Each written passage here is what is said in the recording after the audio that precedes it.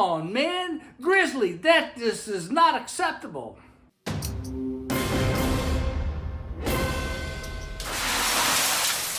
So I want to use my dust collector, and you push the buttons, and lo and behold, it's not working. I thought it was the battery. I changed the battery out, and lo and behold, it's still not working. Come on, man. So what did I do? I looked up Grizzly and said, I need a new remote. PV0G67 something or another part number. And I looked it up and it said, it's $45. What? For a remote? And I said, well, okay, if you must. And I said, wait a minute, gotta ship it to me. So I signed up to ship it to me, and they're gonna charge me $15 to ship it and another $5 for tax.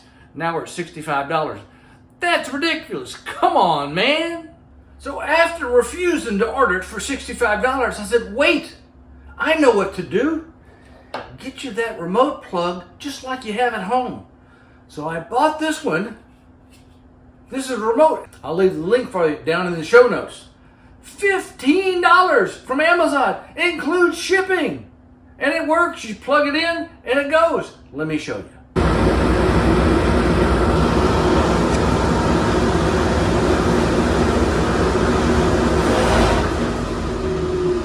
Hey, look there. I can turn it off. Now let me turn it on. Oh, shit. There's something in the relay switch that they have in here that prevents you from turning it on because you can't power it from the switch. So I have to manually turn on the dust collector. Come on, man. You got to do better than that. But I can remotely turn it off. So Grizzly has me over the proverbial bench. So if you have a Grizzly, you ever need of a dust collector, help me, write them a letter, send them a nasty gram, tell them, come on, man, make this remote reasonably priced. So here's my Grizzly remote, and here's what I bought on Amazon. I'll leave a link for you so you can go buy this. It works great if you have other tools you need to power on and off. Dust collector is the obvious one. So if you liked our videos, be sure to give us a thumbs up. You want to see more of our project builds or bitches or gripes or woodworking videos, be sure and subscribe down below. And as usual, come back and see me real soon.